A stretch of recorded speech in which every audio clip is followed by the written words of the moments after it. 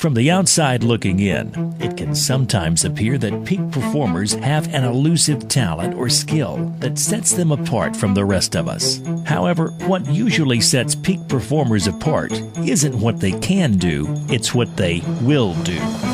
You are listening to the Trading Edges Podcast, the podcast dedicated to seeking and sharing the best ideas and principles from peak performers across all domains of performance and achievement to help you discover your full trading potential.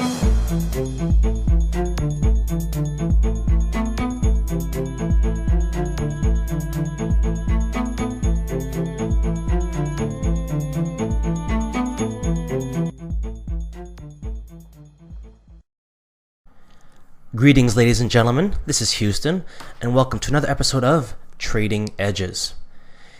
In this week's episode, I'm going to talk about expectations. And boy, what a big topic. But before we launch into things, I just want to first appreciate everyone for tuning into the show. It's been very gratifying to hear your stories, feedback, and how you're deciding to spend your time listening to the podcast on your way to work, during your commutes, or at the gym even. So thanks again for the continued support. And if you wouldn't mind doing us just one more favor, please leave us a review on iTunes so that others can find the show. Now let's get into this week's topic. And it's going to be a topic that's going to involve just me sharing some of my ideas around, I think, a issue which I think traders struggle with. And that's the issue of expectations. I talk to a lot of traders, and over again, I hear in one form or another that they're not happy with their performance. So let me say this, and I don't mean to be controversial, but I think it needs to be said. But for most traders out there, I'm sorry, but you're not good enough to be disappointed. And this is especially true for new traders. So I don't mean to say this to berate you, fellow listener, but rather I offer you the humbling statement so that you can reframe where you are with your trading. Now, if you're a Michael Jordan or Tiger Woods and you've had a long history of performance and achievement and you currently find yourself underperforming and you're not performing at the level which you think you can perform, then that's one thing. And if that's the case, then I offer you a couple of ideas. Number one, what are you letting in that is contaminating your trading process? And number two, thematically, has anything changed in the way you're either operating or making decisions? And that's for those folks who've had a long string of success, a long history of success.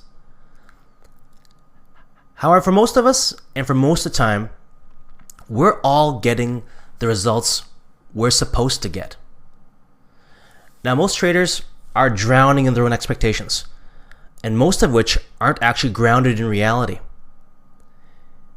And the financial media, the social networks, they really don't help. Everywhere you look, it appears that people are making money. Appears in air quotes. And if you go to message boards, the other message you commonly hear is, if you're not making money in this market, then what's wrong with you, right? You should be, quote unquote, be making money. All of this creates a really terrible backdrop for the expectations we place on ourselves as traders. And this is especially true for retail traders, because few of us have access to a trading desk or mentor to tell us what that high mark or benchmark should be. And therein lies another obvious question. What exactly is a reasonable benchmark? And that's really a whole other podcast, right? Because there's so many factors there based upon your background, level of experience, how much time you actually have to dedicate towards trading, etc., etc. So let's keep our attention on this idea of expectations. Because in the end, trying to meet expectations is a funny thing. Let's dig deeper. For some of us, trying to meet expectations is tied to wanting or desiring to be separate. that is to be better or appearing somehow different or unique than other people. Yet for others of us, simply meeting expectations is about just getting approval and somehow just measuring up. So where do you fall on that spectrum, on that continuum? A lot of this really stems from how we've been conditioned, right? In our childhood, most of our parents measured our progress by comparing us with other siblings, cousins, friends, neighbors, and hell, just random kids at the mall or playground. And of course, this only gets worse once we enter school or we begin to get involved with competitive sports, as these institutions are primarily based on this notion of competing against others and somehow measuring up, making or meeting the cut. So all of us carry this preconditioning into trading, and it sets the stage for a potentially vicious feedback loop that I've seen in traders as well as myself.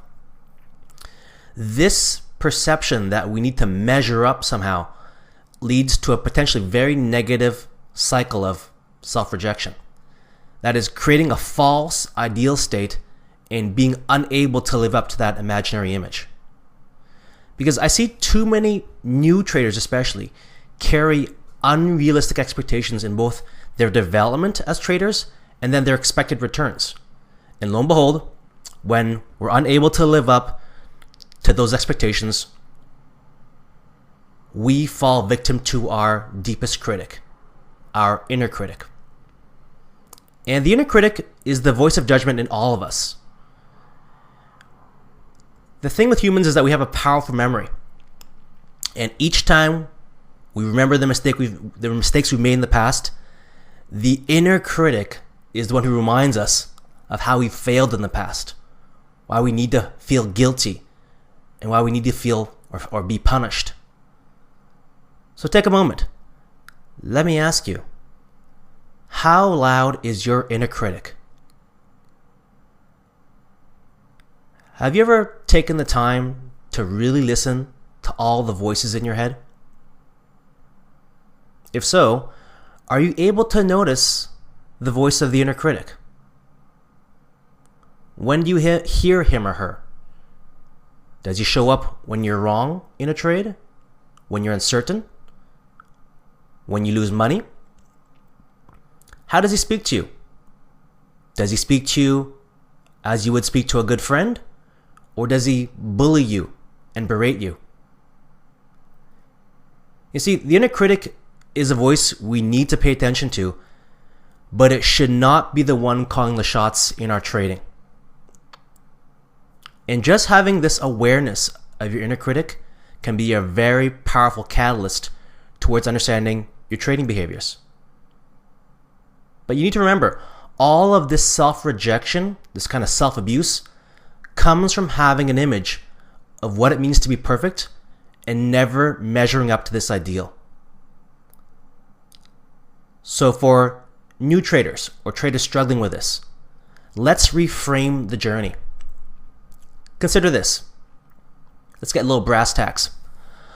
All of us understand that there's a difference between being and knowing. And we've all heard the analogies, right? Comparing trading to some sort of highly skilled profession like being a surgeon.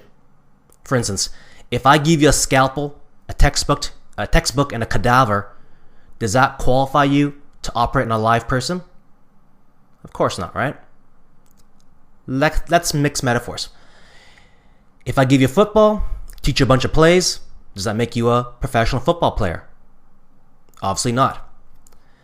And philosophically, this just boils down to the time it takes between knowing something intellectually and actually becoming something physically. Being versus doing, all right? It just takes time to sometimes grow into that skin, to integrate those different components. And trading's no different. So let me share with you an idea that I've found useful with the traders that I work with. Number one, you need to disconnect the trader from the trading system or setups. And why this is so important is because This will allow you the opportunity to develop A, you the trader, and B, your playbook of trades. Let's go back to our sports analogy. If a football team goes out and loses a game, there's a big difference between being critical of the players and being critical of the plays that were called during the game. Right? And sometimes it's the case where there needs to be development on both the players and the plays. But there's a distinction there, right? There's a differentiation there. We don't berate the players if it was a matter of us calling the wrong plays. There's a proper remedy for that, and that is to invest in better understanding when and how to call the right plays.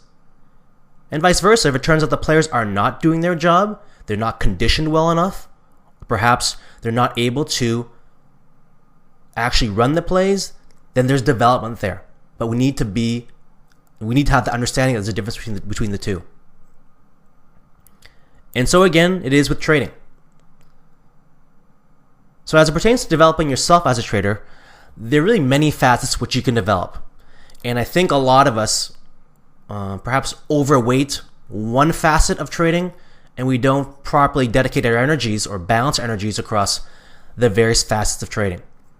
So I have a free course on the website called Becoming Your Own Trading Coach under the courses section of the website, where I break down a bunch of possible areas for development. But here's some of the main ones. Theory. So understanding theory, like your philosophy around how the market works. Are you a fundamentals person, technicals person, whatever. Markets themselves, that would be instruments. The technology, they're constantly changing. How are you developing yourself around keeping sharp around technology? Methodology, psychology, your physical strength, and the ability for you to focus, to pay attention, to have actual physical energy. And social. What kind of social community can you rely on for support or for mentoring or coaching? So think about it. Do you have development goals defined across all these areas? Or are you overweight in some and not others? The second part, again, is having that playbook of plays that works across various market conditions. Remember, the effectiveness of strategies will vary based upon the market conditions or the environment. So it's really important to have a set of non-correlated plays. Otherwise, if all your tools look like hammers, then everything will look like nails, right? So your job is to continuously improve your skills and competencies as a trader while simultaneously managing and investing in just the setups that are currently paying. Right? We only want to back the setups and the strategies that are currently effective. And if your setups are not effective, then we need to reduce our sizing on those setups. Once again, this could just be a function of the market environment you're trading in. You don't need to throw the baby out with the bathwater. So, if you can disconnect these two elements of trading, then if your trading isn't going well, it's easier to understand emotionally how to remedy the issue. Right? Is your lack of performance a function of your setups not working in the current market environment, or is it a matter of personal execution? Once you can disentangle the two, you can tackle each area individually through your development plan. What you don't want is you don't want to fall into this loop where it becomes an indictment of your character and your competence as a trader, because that's a losing game. That's a game of frustration and failure. So therein lies the difference, and it's a big one, right? There's a big difference between screwing up and being a screw up. One's an assessment of the situation, and the other is an assessment of your being. So, to summarize this episode, we covered 3 big ideas. Number 1, the importance of creating realistic expectations. If you feel like you're never able to reach your goals, or they're too far unrealistic, or if you're beating yourself up for not meeting the goals, take a step back, right? Number 2, disconnect the trader from the trading system. We need to view these two as separate parts of the system. We don't want to blend those two together, because then our inner critic will easily indict us as traders when things don't go our way. And lastly, how can you begin to develop your awareness of your inner critic? That voice that's always going on in the back of your head. That voice is a part of you, but it is not you. Begin to do the inner work to understand that relationship, and you'll find some really amazing insights that come out of that. All right, it's a short show today, but as always, I'm curious to hear what you thought about these ideas and which ones really resonated with you. So head over to thetradingedge.org/episode 16 and leave us a comment. Happy trading. Take care.